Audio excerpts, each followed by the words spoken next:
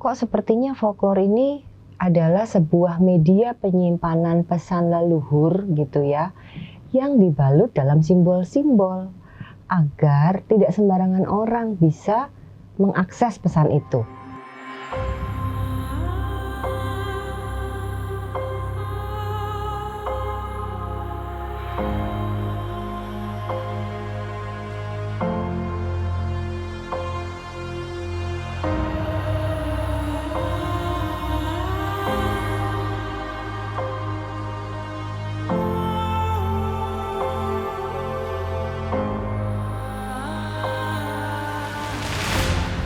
Ibarat kita dalam penelitian metodenya kan barat, empiris, ada jurnal, ya, ada pembanding.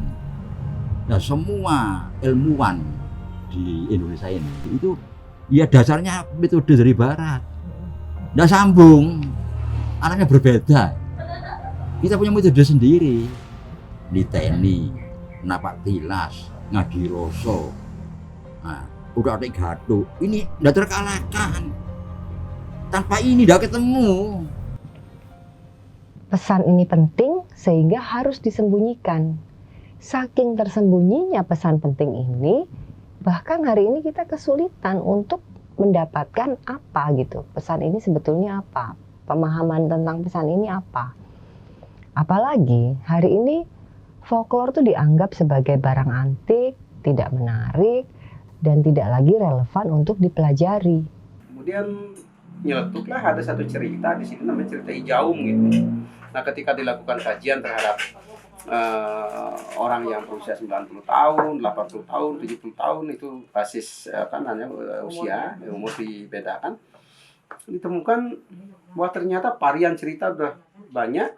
Dan itu untuk anak-anak yang 40 tahun, 30 tahun udah nggak kenal cerita itu gitu. Putus ya. Mendengar aja nggak pernah gitu. Kalau legenda mitos dibiarkan menjadi legenda dan mitos, bahkan diturunkan menjadi dongeng, nggak lucu. Diangkat menjadi satu fakta, ya, yang membuktikan bahwa ini betul. Secara logika ini betul. Untuk kemajuan peradaban ini justru mendukung. Itu yang penting. Folklore tidak seperti yang diduga oleh orang-orang di luar sana. Folklore di Indonesia ya, peninggalan leluhur Nusantara. Ada yang penting di sana. Ada pesan yang harus kita ungkap. Pesan penting yang saya yakin relevan untuk saat ini. Apa yang dilakukan leluhur kita itu 100% logik. 100% logik. Jadi mungkin ketidaktahuan yang membuat kita berorientasi lain, mempunyai persepsi yang menyimpang. Keyakinan itu semakin kuat bahwa ada hubungan antara pesan leluhur yang terbalut dalam folklore dengan kondisi alam belakangan ini. Ketika banyak sekali krisis yang meresahkan manusia, bahkan di skala global. Sekarang ada krisis iklim, kemudian keanekaragaman hayati mulai berkurang, semakin berkurang. Kita yang dulunya punya padi, jagung, kemudian tanaman serealia yang seratusan jenis sekarang sudah tereduksi sedemikian banyak. Kemudian kualitas tanah, kualitas air, kualitas udara juga semakin menurun. Kira-kira sudah 4 tahun saya menekuni isu ini. Kenapa? Karena isu ancaman krisis pangan makin sering didengungkan. Pemerintah Indonesia, juga masyarakat dunia, mulai concern dan melakukan berbagai upaya. Sekarang ini kebutuhan beras itu sangat besar, tapi tidak dunia seluruh produsen itu tidak mampu untuk mencukupinya. Itu yang terjadi. Sekarang ini sangat rawan. Kita tahu krisis pangan di mana-mana. 345 juta orang di dunia sekarang ini terancam kekurangan pangan dan kelaparan. Now city officials say people are beginning to die of starvation. Sampai akhirnya FAO menerima usulan para saintis bahwa agroekologi adalah solusi bagi ancaman krisis pangan. Setelah menolaknya 4 tahun ya sebelumnya dalam simposium pangan internasional. Ketika ini mau dikembalikan, karena ada pertanian, pola pertanian sekarang dikembalikan situ dengan ramah lingkungan, meniadakan ini pestisida. Nah, Nah, kalau kita tidak mengaturnya, kita mengabaikan namanya amanah, itu tugas kita. Termasuk Sang Hyang Sri atau Dewi Sri atau padi ini, kalau kita tidak pelihara itu, ya kita mempercepat kematian karena kita tidak bisa makan, karena itu adalah kebutuhan kita. Agroekologi adalah metode bercocok tanam yang selaras dengan kultur dan kontur, budaya dan kondisi alam yang spesifik sesuai dengan kondisi masing-masing masyarakat adat tepatnya. Akhirnya, agroekologi diserukan untuk menjadi kebijakan institusional global oleh FAO di tahun 2018. Tapi mengapa Indonesia bergeming? Indonesia punya banyak sekali sistem pangan dan sistem pertanian berbasis pendekatan agroekologi ini. Sayangnya, akibat revolusi hijau, kita hampir kehilangan pengetahuan agroekologi Nusantara yang tak lain adalah kearifan lokal pertanian.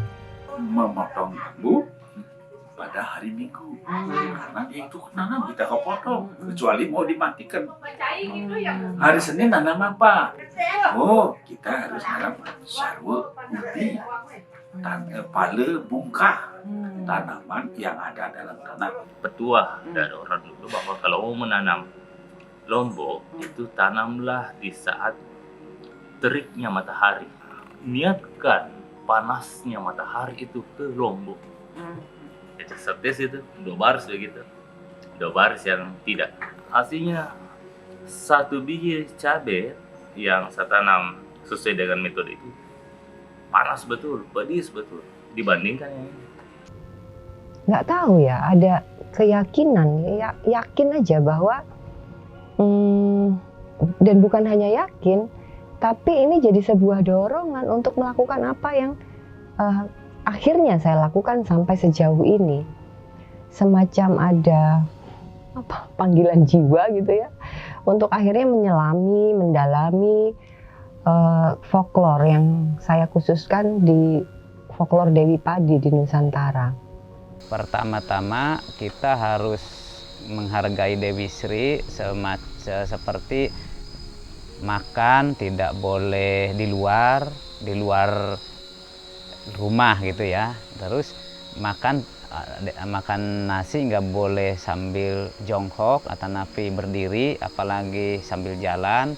Jadi kita harus ngariung. Untuk pengambilan padi saat panen kita tidak boleh menggunakan arit. Kenapa? Karena itu kita bisa di Baduy bisa mempercaya bahwa ketika mengambil padi tidak menggunakan alat etem itu bisa melukai nyipot cacing asli tersebut. Folklore yang memiliki banyak aspek tadi itu jadi sebuah akar ya. Akar gimana sih kalau pohon tapi nggak punya akar? Apa yang terjadi? Mati.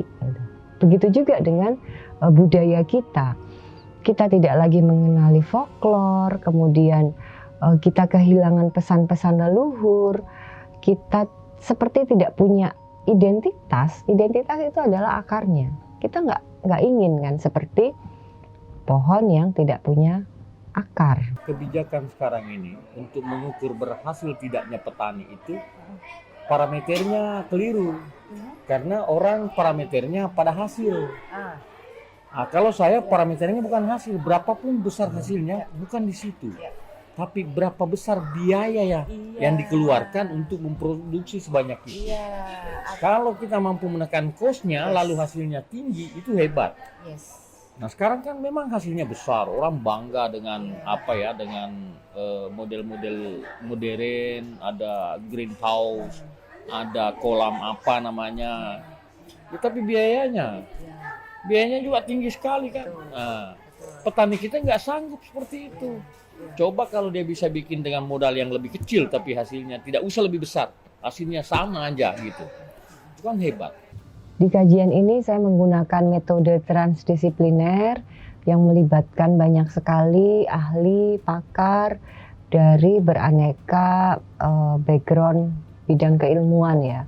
Karena saya pikir untuk mengungkap folklore dalam arti gini, folklore itu diciptakan oleh leluhur kita untuk menyimpan pesan yang tentu cara berpikir leluhur kita itu menjadi satu petunjuk ya untuk kita bisa memahaminya. Leluhur kita berpikir dengan cara yang holistik, mempertimbangkan banyak aspek yang sangat berbeda dengan apa yang terjadi dengan dunia pendidikan kita ya di Indonesia maupun di skala global. Semua mata pelajaran, bidang-bidang keilmuan tuh di kotak-kotak. Bagi yang termodernisasi mungkin seperti orang-orang sekeliling kita, mereka tidak tahu lagi karena mereka sudah pelan-pelan tercerabut dari identitasnya, akar budayanya, akar sejarahnya. Tetapi itu kalau dikaji bukan saja sebenarnya dari segi pengetahuan, tetapi dari segi nilai-nilai.